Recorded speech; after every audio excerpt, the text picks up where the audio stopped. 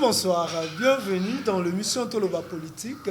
Je suis Trésor King Boukele pour Naba Oyo, Talinga Mbalali. Alors, ceux qui ont la preuve, et là, c'est que Yoba, non. M. Etienne Tshisekedi a participé dans beaucoup. Mais le plus grand péché à Etienne Tshisekedi, au peuple congolais, jamais. C'est quoi? C'est le fait d'avoir voulu à ce que le sol et le sous-sol, il y a l'État congolais appartenant à un père. Ça, c'est un crime criminel. Ça, c'est le plus grand péché. Non. Mais quand on dit que le bilan à 14 ans, il y a 18 ans, il y a Kabila, c'est là. Parce que vous avez assumé des fonctions. Et ça, c'est un lobby. Tant qu'on a rappelé Francis Kalombo, ma belle à ça, bolo batte que ça chamé. Et puis ngande na omone ya muki, on ndenge to okende.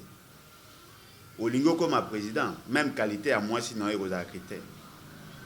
Population a voté. Ce va moni moi sinon za mabe, za mabo makasa alo lendo. Oko ko risque perdre élection pour na moi. Ce pas moi ba no baza ma éduqué, oko perdre éducation ni pour na moi. Mais yes ko pour mes années qualité de mobile. Non, il y a qualité moi c'est ça. Qualité mobile. Et là où bomaye attention à la intention qualité mobile. Pour la rose dans la muki boye na talika maman Olive, moi ça Kabila. Jamais pardonner à Kabila. Jamais pardonner à Kabila. D'avoir laissé le pouvoir à Félix Tshisekedi. Ça c'est quelque chose n'a pas pardonner. Parce que moi si naé a comme makulu suwa. Na sambula.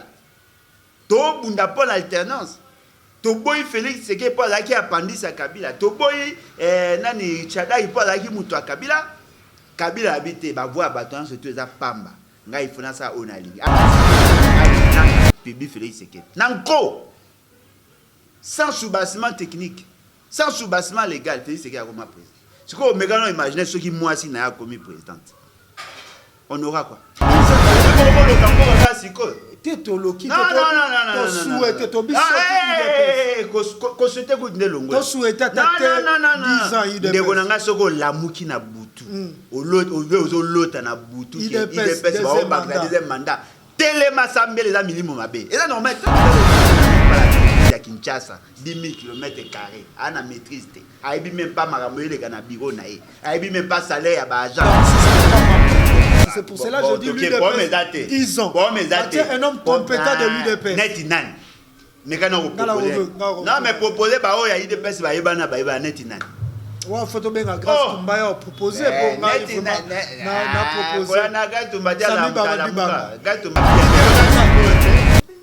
Boni. Peter Kazadi d'accord. Au bata masamba te Peter Kazadi. Bino c'est pas là, on peut parler baba français na TV. Bolanda ina kati en situation. Fils Mukoko. Bon, on le voit les pays. Quoi les c'est qui? Jean-Marc Aboud. Président parce que avec 10 ans à Félix Tshisekedi. Augustin Kabouy. Lui il a quelle personnalité? Bah on a dit père Chichi du fils ya Fati. Ouais, c'est Jean-Marc Aboud.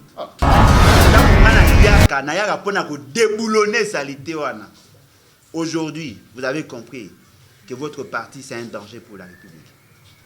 Thibaut Komi Koya Lukanga pour le Belabino pour vous comprendre. Bah toi eu de personnes comme Lukanga.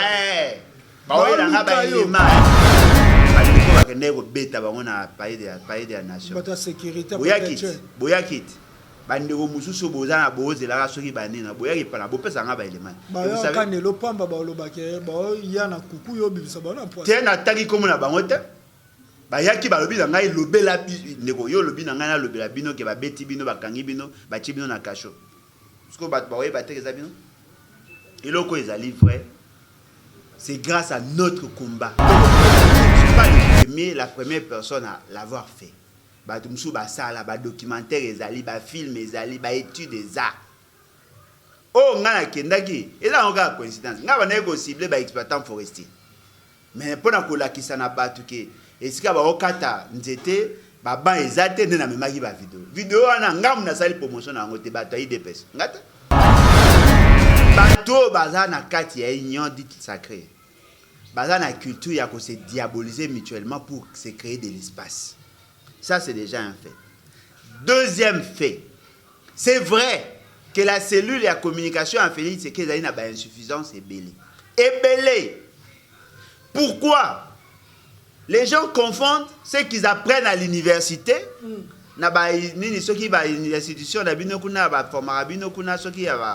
Comment on appelle ça? Il fascique. Tous les pasteurs des églises de réveil de Parlement debout du Congo. Trésor King Bukele a apporté message Neboy. Weba que tribunal en Zambé et cause. Peuple en Zambé pour le royaume des cieux, mais tout même bangote pour le royaume des partis politiques. Exactement. Peuple en Zambé. Bit bison nyos tito kenda l'église raison d'être zamoko la vie éternelle. Et non le parti politique est éternel. Là c'est un message à tous les pasteurs des églises de réveil de Parlement debout du Congo.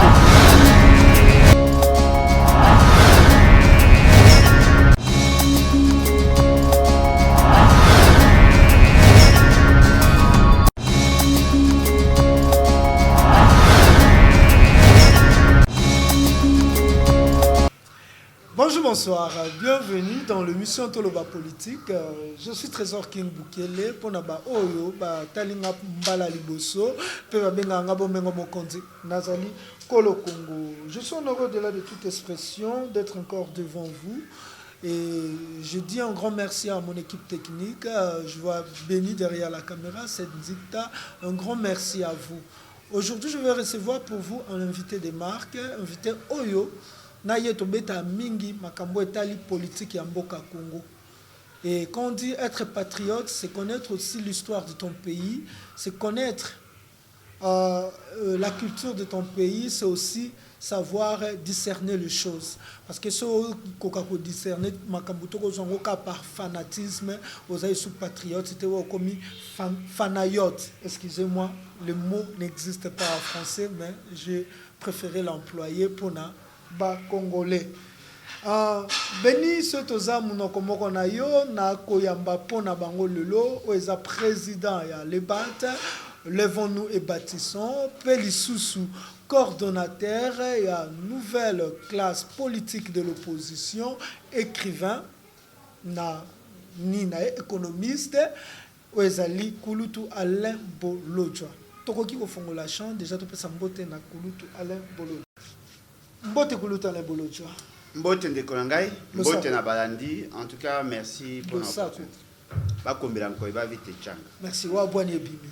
Ezaka bongo soki oyambi mokolo wa zana Équateur, opese lo sako po bwanya ebima. Ba Kulutu ba Kulutu Alain Bolojwa makambo koleka na Kinshasa déjà l'obus lundi. C'est l'île, il y a communication, il y a Olive Lembe et annoncé que Olive Lembe a zokende na Grand Kasaï après kozala na Goma ko esika wapi akende kotala ba victime ya volcan et lelo azokende na Grand Kasaï to loba ni propagande Olive Lembe bandi to ezakaka bonne foi to aoninga kozongisela ba congolais oyo bazwaki to bazaki na pouvoir. Bon, en tout cas, je crois l'avoir déjà dit. Nous avons une difficulté à colober la marambo ya basi ya ba politicien. Pour na mona la kebazo ça la baron politique active. Mais ceux qui à côté dans monde politique, là maintenant on va commencer à en parler parce que tu rejoins le coup la challenger. Mais pour l'instant, je n'ai pas assez d'éléments. Mais le coup est vrai, est que cette dame a imité démarche ya maman CC. Antoinette. Maman Antoinette a plus na tendance il y a que soutenir Batu. Il a rappelé manière moi la qui na mibali na bango ke bo ça bien té voilà pourquoi nous venons suppléer. Moni ba ya ka usala ka ba don ba créer image moko lokola Batu ba ko assister. Or le peuple n'a pas besoin il y a Batu ba ko assister à bango éternellement, le peuple a besoin de reconnaître le développement pour que Yemora se prenne en charge. Cette dame a un degré à popularité, moi, vous ne pouvez pas imaginer. Dans toutes les provinces, a un bateau, bateau, mais le choix à Kassai, il allait justement parce qu'il a dit que Félix Sekeli a occupé la province officiellement. Voyez-vous? L'information, il y a Zui, il y a bateau belé que voilà, Bobo les amakas, il passe les amakas. Soka Komikuna. na bandenge na yebi akendaka na ba biloko akolia makambe bebe za komi kuna au sala plein soit bato ya pouvoir lelo bako éviter bako empêcher et ça la bien akona kunate ou soit bako pousser bato basa à désordre pour que échouer mais ce qui batiki ya koma kuna ça sera la mort politique à Félix Sekedi. Et vous êtes pour le rumeur où ont circulé que Olive Lembe candidate en 2023 à PPR des eaux préparées ou FCC eaux préparées pour na aya en 2023 le quoi candidate na présidence de la République. Et to le baki Félix Antoine Tshisekedi le baki akolinga moto akolanda e azala mwasi. Kolanda Félix Sekedi. Félix Sekedi le ba ma mosusu yemo ka metiza te après nda ko serese. Omoni eloko moko ezavre ezali que cette dame sera postulée. Sincèrement, Challenger n'a pas se préparer en conséquence. Parce que hier a touché mitema abatu. Batu balingaka na côté à Bomoto. C'est-à-dire qu'il y a moi il sens c'est humanisme au batu et attirer batu facilement. Mais est-ce que sur le plan technique, alors vous méritez aux président de la République? Est-ce que n'est pas au monde congolais lolo azali près qu'il y a mon moi ça la présidente et puis azala moi si à Kabila le problème est à moi ça Kabila problème est ali moi si à Kabila n'a peut-être manque de technicité. Ce sont ces éléments là na kibo moto to reconnaître que moi ça na a sali ba action qui a séduit bato bien que la source est en bon on a un peu tout ça mais loko les ali vrai alali parmi muto bato baolinga nana kati ya IDPS bato banda kolinga etanga za action na ba action na ekomene mais est-ce que la population le quoi balingi yo na kibomoto bakopesa au confiance au gérer bango ezaka tout le baloko la wera à une certaine époque alaki l'homme le plus populaire ya Congo est-ce pour autant banga ba voter comme président elle est bonne pour mener des actions dans le cadre caricatif. Il y a un postulat qui a députation à Zuité. Balingi yo pone lo mususu. Balingi yo pone lo mususu. Balingi yo pone lo mususu. Balingi yo poko ma président de la République. Président de la République ezo senga ba dimension be. Et puis ngande na omone ya mokila ondenge to okende. Olingo comme président, même qualité à moi sinon eko za critère. Population a voter. Ce va moni moi sinon azama mabe azama bo makasa alo lendo o risque perdre l'élection pour na moi. Ce va moni ba no bazama éduqué o perdre l'éducation ni pour na moi. Qualité à pour na bana qualité à moi si peut jouer. Mais yesi ko problème des qualité ndé à mobile. Non, il y a qualité moi c'est ça. Qualité mobile. Et là ko bomaye ata so bazana ba intention qualité à mobile. Pour na boza na la muki boye na talika maman Olive moi ça Kabila la calculé pour ngai na le bango clairement Kabila n'est pas le démon, il a commis des bévues mais il a fait quelque chose, mais c'est que je ne peux jamais pardonner à Kabila jamais pardonner à Kabila d'avoir laissé le pouvoir à Félix Sekedi. Ça c'est quelque chose n'a pas pardonner parce que moi si nae akomema kulusu wana. Est-ce que vous imaginez que 18 millions de Congolais qui ont voté? Na se ambula. To bunda pour l'alternance. To boy Félix Sekedi pour la qui appendix à Kabila. To boy nani Tchada pour la qui muto à Kabila. Kabila habite ba voix bâton surtout les pamba. Nga il faut na ça onali. Allez, nanga publie Félix Sekedi. Nanko.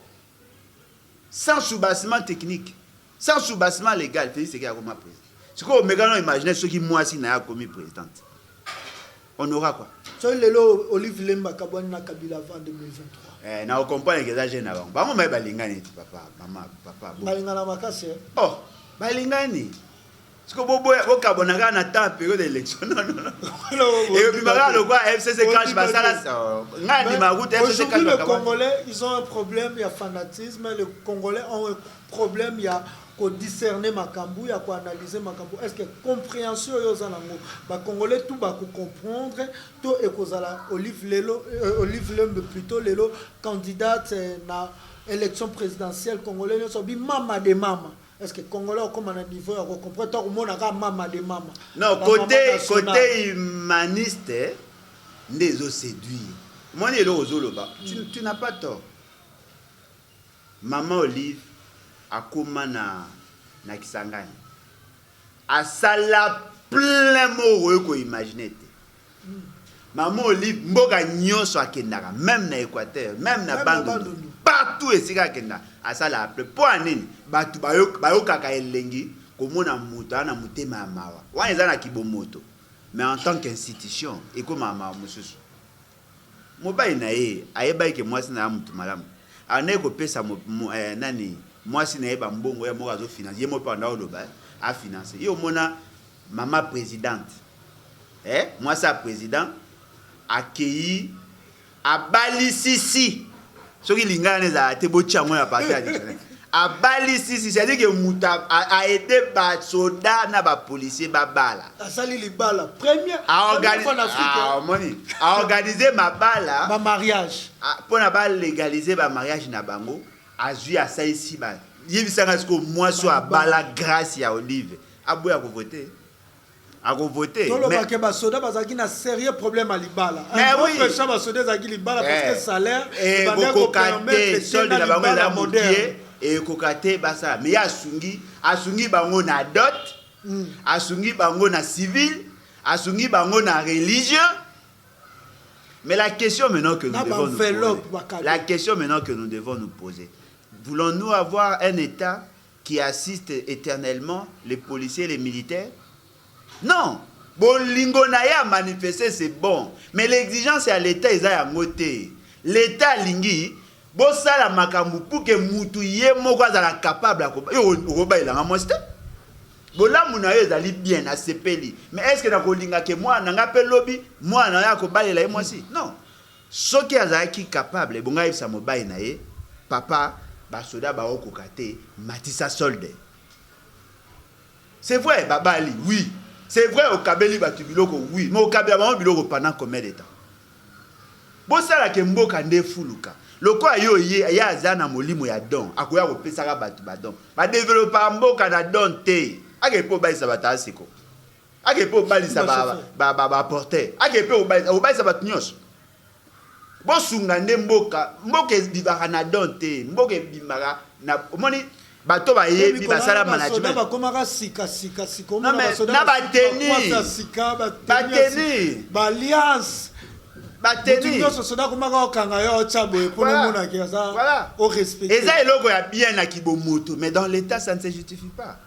Est-ce qu'ils sont respectés na ba mabala na bango po ezaka lika muke to yebi se famille balela yo mwasi mwasi ba écoute bande ko no balela ngayo est-ce que basi ezaka comme yo kutu merci maman Olive yo merci maman Olive otela ngamu na ko se maman Olive to ngo bala ngayo voilà merci beaucoup parce que otali na pyramide à Maslow bato va s'intéresser à la management au monake le besoin est stratifié.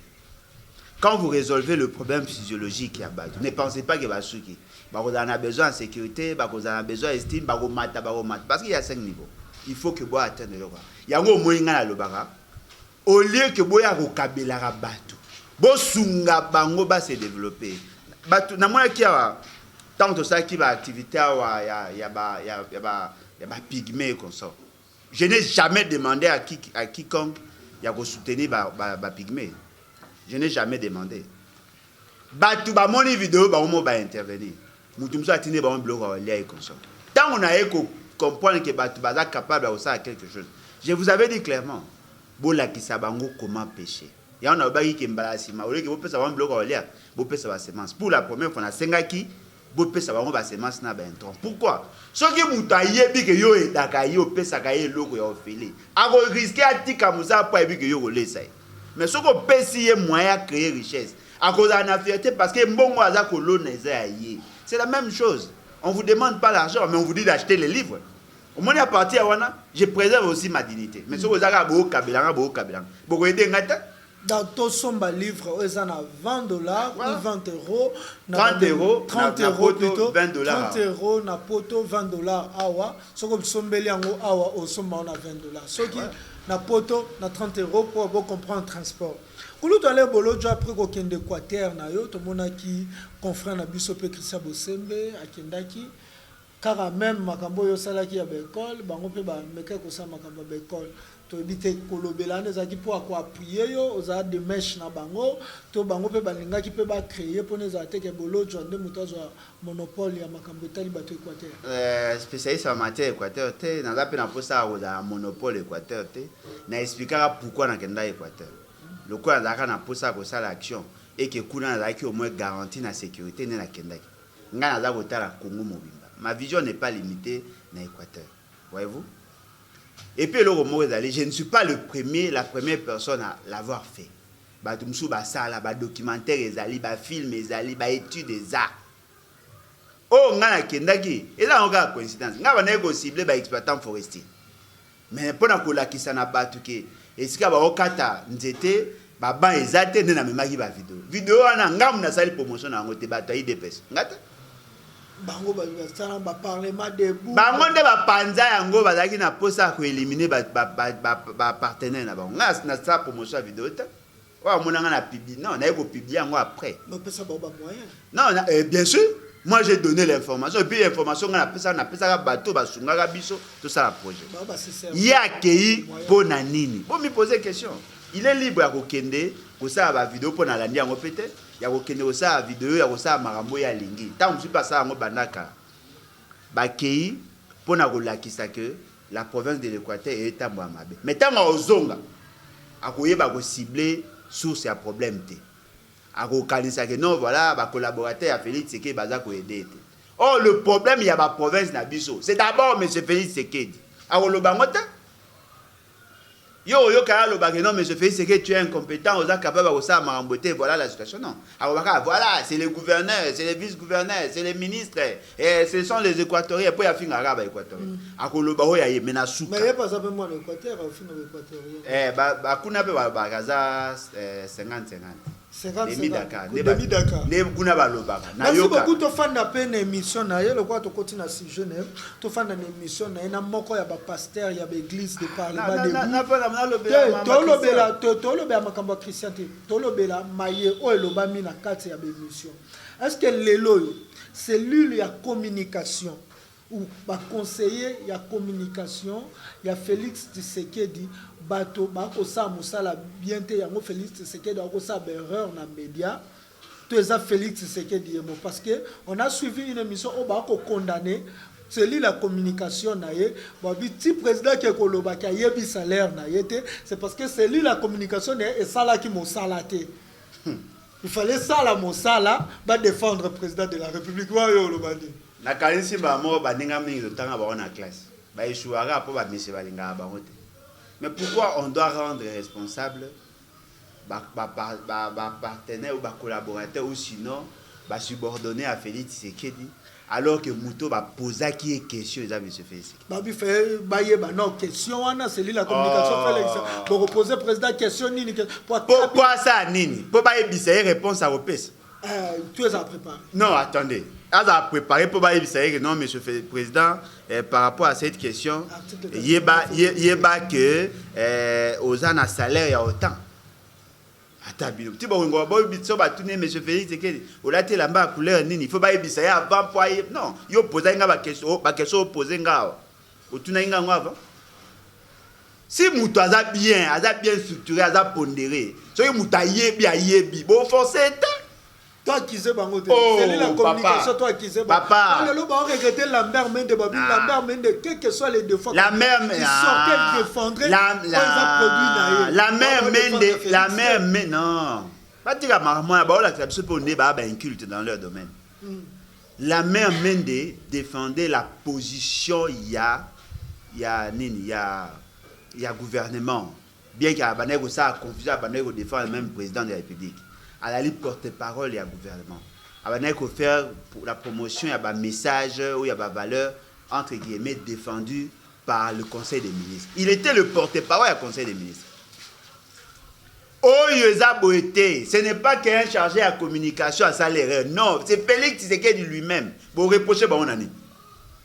Et là, on est zangai que M. Félix Tshisekedi a un salaire. Et c'est bon, on est normal. Vous voyez, maintenant, on est normal. Bon, on est normal. Mouto a président du Conseil des ministres, là où on statue sur la rémunération de tout le monde, à Ebi Ayete, à Weba général.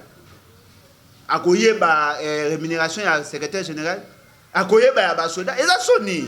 Eza ba insuffisance ya mutu bo comme ça mambandeni. Vous pensez que tous les présidents qui connaissent leur salaire ba yeba ngo ça va charger la communication?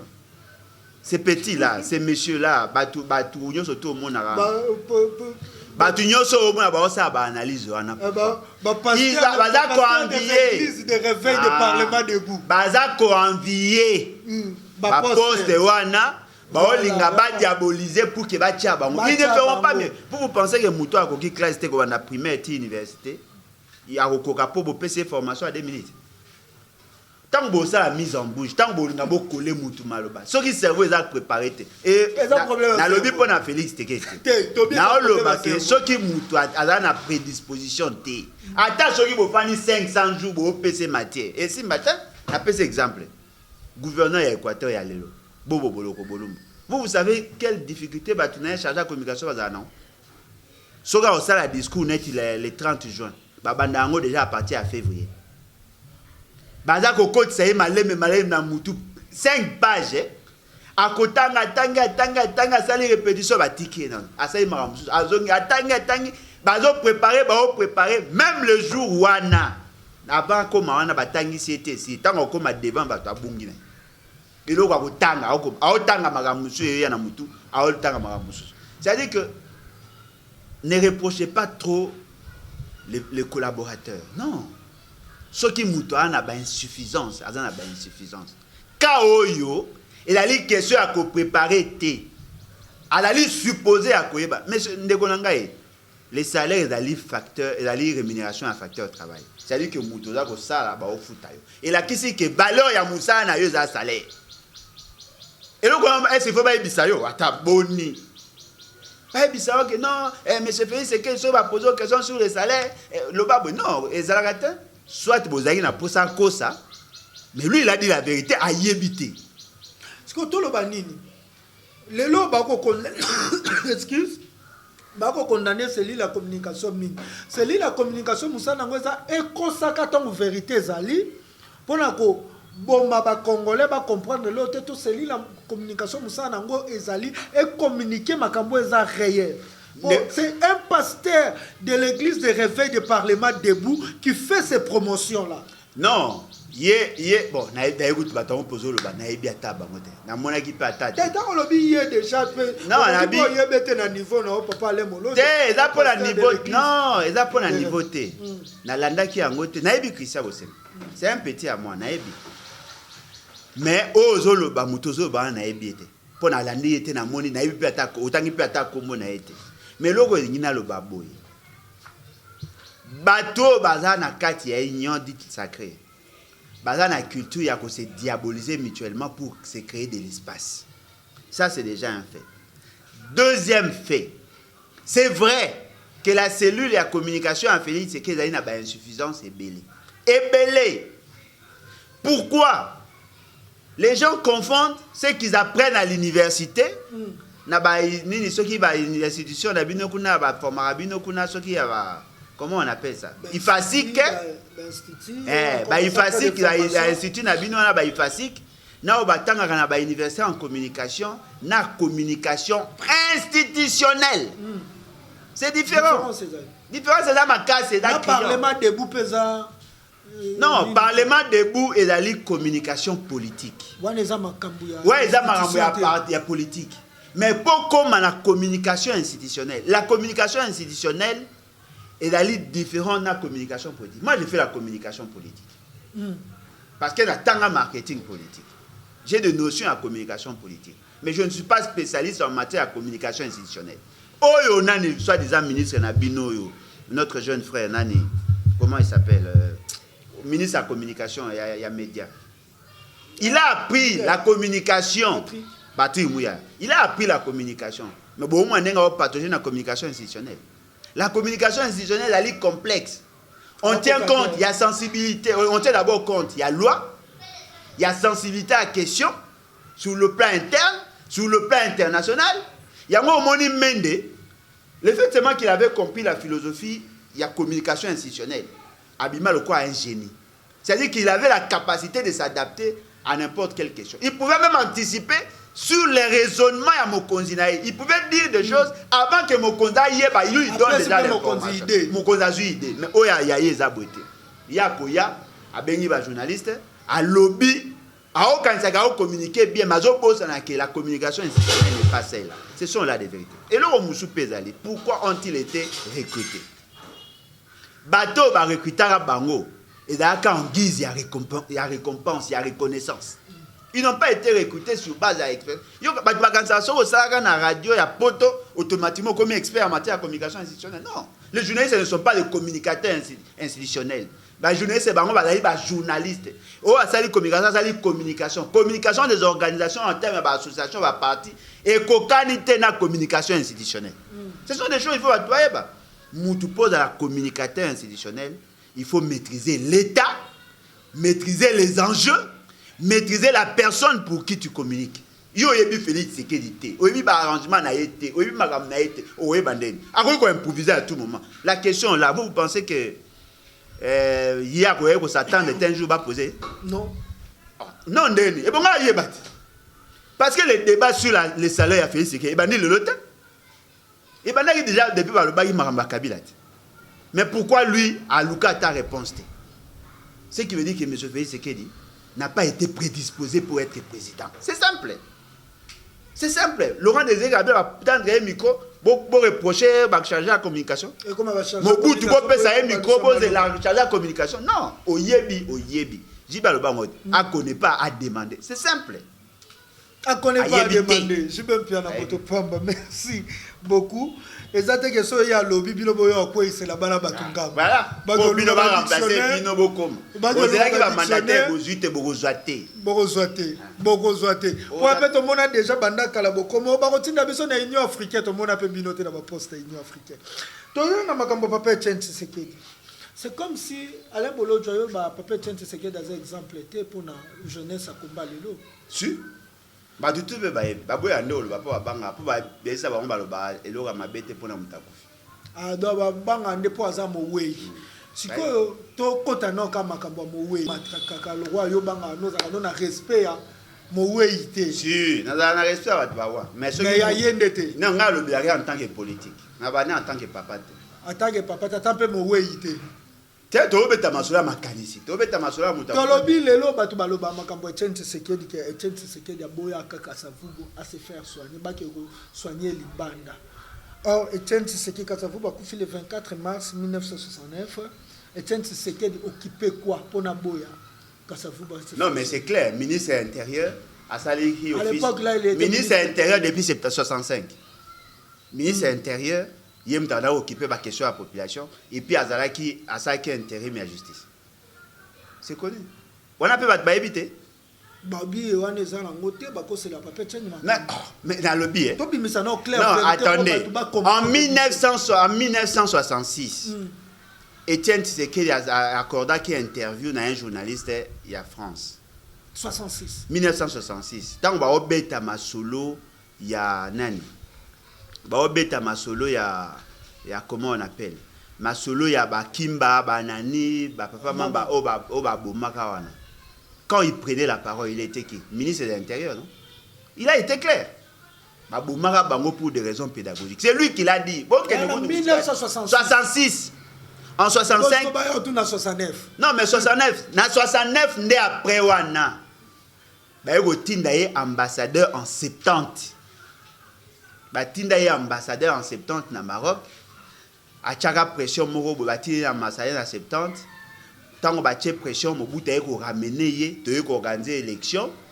A ko za réélu comme parlementaire, député. Ndé ba ko koma siko vice-président ya parlement. À partir à Wande ba ko pesa proposition à réviser constitution ba réviser en 70. Ndé ko proposer constitution à Mabé il y a 71. Non, révolutionnaire, c'est 69. Et 67. C'est ça. Il a joué qui rôle. L'autorisation de sortir dans le pays, et bon, il est passé pareil. Aboya. Non, Yemuta Boya. Vous confirmez que Yemuta Aboya. Yena Mokozina Mobutu Baboya. C'est tout.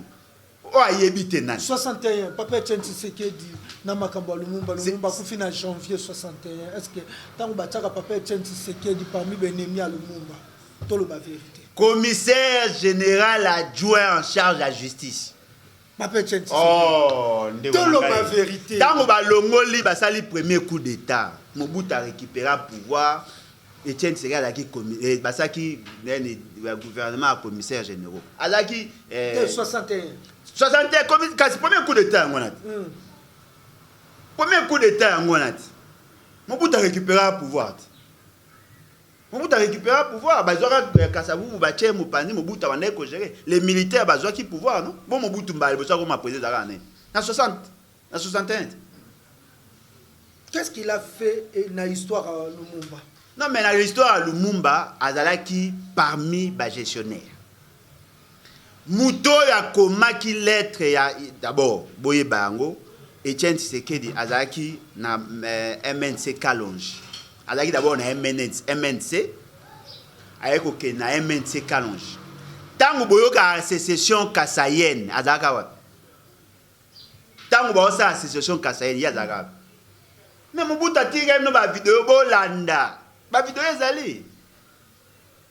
Etienne Tshisekedi a participé na ba bevi nyonso ya mabe ya Congo. Partout esika basala Congo mabe ya zalaka. 1966 le 2 juin 1966 les 4 martyrs de l'indépendance 4 martyrs de la Pentecôte tu cité Papa Kimba, Mahamba, Anani, Bahamba. Etienne Tshisekedi toujours baptisé. Mais il avait double fonction.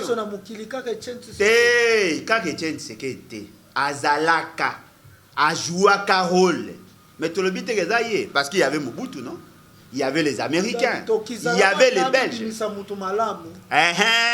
À moins que les années. Mobutu a travaillé avec Kabila. Mais est-ce que Mobutu ko travailler na Kabila ça m'a benenge ba efasa dette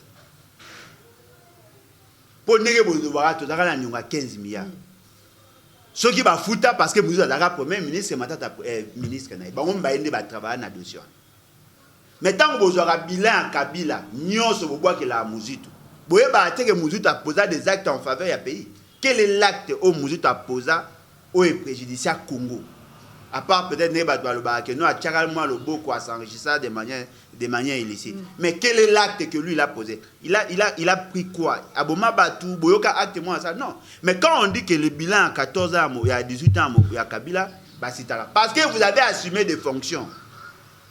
Et ça c'est lobby. Tant qu'on a rappelé Francis Kalombo Mabé à ça, bolo batte que ça acharnement.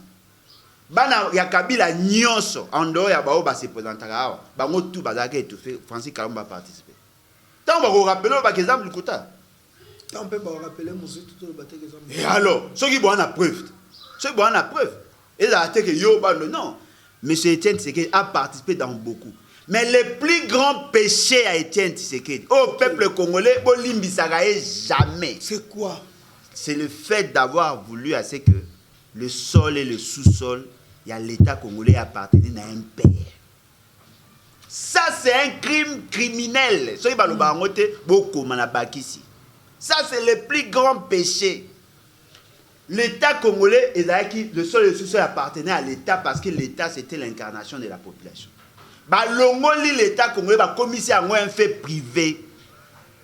L'administration a commencé à mourir pendant cette période-là. Qu'est-ce qui s'est passé? Pour sacraliser le pouvoir à Mobutu, il fallait maintenant étouffer l'administration. C'est comme ça que l'administration est coufie. Le cas l'administration est coufie, conséquence nango ezali. C'est-à-dire qu'il crée un dysfonctionnement systémique. C'est pendant cette période-là que l'État a commencé à mourir. L'État congolais a coupé pendant cette... Alukaka a sacralisé le pouvoir à Mobutu et bomit administration. Le jour a commis que Lukako désacralisé le pouvoir à Mobutu, a esco ko bomasco confiance de la population, ne même pas besoin de pillage. Conséquence c'est ça la constitution.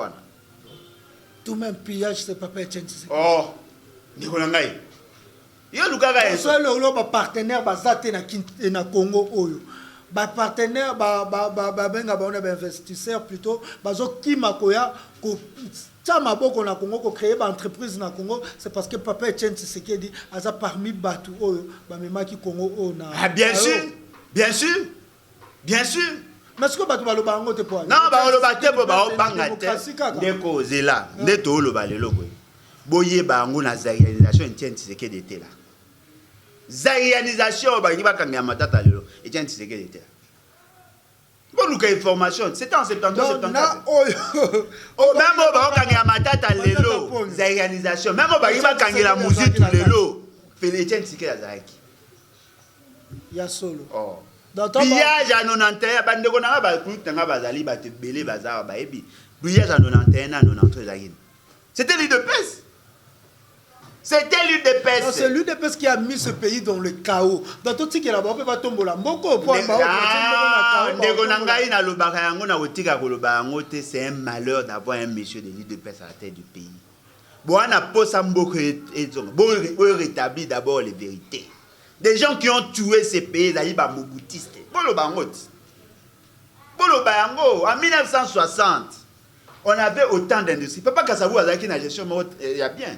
Bien qu'il va créer qui va confier dans le Lumumba et va tchaki moi va désordre et tout ça va en conflit, mais les pays étaient sur les rails. On avait près de 3000 industries. On avait des unités à la production presque dans toutes les provinces. Au moins était ma pelle par-ci par-là. Les Congolais vivaient. Moutao longwa Kinshasa na mutura keti Kisangani. Tant que vous avez manipulé parce que vous avez agent, il y a renseignement, il y a américain. Tant que vous avez mais quand on a un exemple, vidéo pendant qu'on tuait les blancs, bon, on va dire qu'on tuer les blancs. Caméraman a qui les colo, il y a immeuble, a filmé, on menacé les blancs, Mobutu a intervenu. Quelle coïncidence! Scénario. Quelle coïncidence! Soldat Osa Moutumabe. Mobutu a eu à même moment, caméraman Nicolas il met à filmer. Quelle coïncidence. Et puis quelques temps, on les présente. Mobutu a été formé pour remplacer Kassavou na Lumumba. Il a été recruté bien avant. Moi, je tant que vous Lukaboye ba histoire à Congo, vous bête la mapoko, comme ça va toujours ba santo, ba criminel. Donc moi je vois qu'il faut organiser école moko pour tous les pasteurs des églises et des réveils des parlements debout pour Alain Bolodja o même ba on a recyclage ba histoire on dirait ba tout ba pe ça ba information lelo sans toutefois koye ba histoire c'est ça. Na posa aux rencontres na ba ngote. Ata musika na ba yekola ka ne ba yekola. Quand on a des missions biso to e histoire poani. Nous avons approché les grands et nous lisons. Botanga. Au moins, les bateaux à Bako, pour balinga kolobate. Botu na bango ba documentation. Batu ya Bako na zu bango a témoin. À Bako, pesa o ekoma palu. Boko tu na bango ba histoire à Congo. Balinga kolobate point. Bozo bo mamboka ti. Boko bimisa batu mususu batu ya malonga eloke ba bo mamboka. Laurent Désiré Kabila était ici, non? Tango azalaka jeune, je crois ba 19 ans et comme ça. Il était ici. Il a travaillé ici. Babima poane. Aujourd'hui, papa la biso ba Moïse Tchombe. Ils étaient ici, non? Ils assumaient des fonctions. Ba Kimara Ponani. Aujourd'hui, ba te belé ba moulele tout ça. Ba ngoto bazaka wat. Ba gwenye bazaka wat. Ba papa nani gizenga bazaka wat. So bo ngo beta masola opposition. L'opposition ne veut pas être l'UDPS. Ba parti ezaka liboso bazaka pina ba opposant. Eza ba Bako, eza ba Palou. Bangonde ba simbara indépendant parce que ba combattre Kabila, combattre Mobutu. IDPS azaka na Mobutu, bango ba dérivé. Omoni ndenge za nto bani, eza lokola IDPS azani, azali lokola fufu ya manioc. Voyez-vous? C'est-à-dire que manioc eza PPM MP ba produit na se ya manioc ne ba produit ko fufu. Ba dérivé. Donc manioko wana ba transformé comme il foufou. Et puis ça peut lier manioko bobengi ampère. Et puis ndenge zawana ça faisait partie d'une stratégie. Boye bango suka awana motuna oyo IDPS na tête à pouvoir disons 11e année ce tobito ça calcul to joie nini na kata Congo 10 années des mandats oh des mandats yo bomo lo kamboka ga siko tetoloki non souhaité to biso ko souhaité ko ndelongo to souhaité ta 10 ans ide ndeko nanga soko lamuki na butu ozo lota na butu ide pes ba deuxième mandat telema sambele za milimo mabe eza normal banani yongi basa déjà ndeko nanga basali 30 mois Félix Tshisekedi alobini il a échoué non 30 mois etikali toyebi de soki akolunga soki akotika ako échoué siko mekano imaginer Alain Bolodja a perdre 10 ans na buzoba oyo obo obenga gouvernance un président de ville qui n'a même pas la maîtrise à Kinshasa 10 000 km², a na maîtrise te ayebi même pas makambo eleka na bureau na ye ayebi même pas salaire ya baagent na ye mais soki bachange président mosusu mais comme membre ya UDPS c'est pour cela je dis l'UDPS 10 ans un homme compétent de l'UDPS neti nani mekana proposer non mais proposer ba oyo ya UDPS ba yebana neti nani wa photo benga grâce Tumbaya proposer pour na proposer na Gatumba dia la mutala Gatumba mutala Sami Badibanga azongi suna UDPS Rémi Massamba oui azara membre ya UDPS Rémi Massamba moi bien au moins qu'il a proposé tenabi moi bien mais yoga siko te boni Peter Kazadi là quoi o bata Massamba te Peter Kazadi bino se pela na ba po ba français na TV bolanda ye na kati en fils Mukoko Bobo Zambo on le voit aller quoi aller sécurité Jean-Marc Abound président parce que Babek 10 ans à Félix Tshisekedi Augustin Kabouya lui il a quelle personnalité baba on dit père Chichi du fils ya Fachi ouais c'est Jean-Marc Abound muto e patango kilika na diplôme d'état et bongo so azui ba nini to bino boza atangana Mayele na ye donc c'est un homme Adam Moutoumoro un autodidacte il y a moi bien Aleki Félix mais moi bien quand toi on a poussé on reconnaît Aleki Félix bien sûr bon Jean-Marc Abound Aleki bien sûr merci beaucoup yebu so bache candidat gouverneur na Félix Tshisekedi na opérer na voter Jean-Marc Abound candidat gouverneur bo Augustin Kabouya na Félix Tshisekedi écoutez. Merci beaucoup. Kulutu ale volodjoa moi lilobano suka na ba congolais nyonso o balinga révolution o balinga te élection en 2023 oyo pe batala ko na ba o balinga ko te liloba suka na numéro de téléphone o balinga ngate to bandi na ba na olobaka na bango o balinga ngate merci bino nde bozo encourager nga na continuer plus bolinga ngate plus elaxi ke musana wasa esa bien chaque fois que nous allons na TV na yaka na TV pour na pesa bino kanda merci le quoi bosili kaka et ça la kanga bien vous savez quoi c'est grâce à Kalande ba créer déclic parce que au moins na ba formata bino bazu ba farci mi cerveau na bino ba longoli cerveau ba tche ba biloko a saité tant nga na yaka pona ko déboulonner salité wana. Aujourd'hui, vous avez compris que votre parti c'est un danger pour la République. Tibo komi ko ya ko lukanga pona le belabino pour vous comprendre. Ba to de personne comme oluka. Ba oya nga ba elema na ba elema. Olobela yu de na le belabino na le belape bino na le belabino pe bo yoka. Bandeko ba kende ko beta bango na pays de nation. Ba ta sécurité boyakit. Bandeko mususu bozana bozela ka soki banena boyaki pana bopesa nga ba elema. Ba yo kane lo pamba ba olobake ba ya na kuku yo bibisa ba na poa. Tena taki komo na bango te. Ba yaki ba lobi na ngai lobela ndeko yo lobi na ngai na lobela bino ke ba beti bino ba kangi bino ba chi bino na kasho. Parce que ba oye ba teke za bino. Eloko ezali vrai. C'est grâce à notre combat que batu lelo même ya IDPS ba comprendre que leur monsieur n'est pas suffisamment crédible, n'est pas sérieux. Lorsque nous vous disions qu'il y avait un accord avec Mobutu et Félix Tshisekedi na Kabila, Bochaki Tembe. Après, vous reconnaître les alliés, vous allez FCC cash. Lorsqu'on vous disait qu'il faut se débarrasser de Kabila parce que vous avez des problèmes, Bondima quitte après Boyo Kondim. Bondima abisso après. N'a continué qu'à Boy. Botika abino ba intimidation, n'a changé. Est-ce que bateau va soutenir Félix Tshisekedi? Un mot pour nous. Barandemo. Barandemo même liste. Mais bateau va soutenir Anga. Merci. Boy dans nga pena corriger moi ba imperfection amike na boybo sala ngane bosa ba tumsu ba sa Félix Tshisekedi. Alain Bolojwa n'est pas un saint, n'est pas un homme parfait. Le bar n'a pas vérité. Papa allait te soutenir kayo, ah c'est bien. Papa allait te soutenir kayo, net maman moi papa moi tine un message.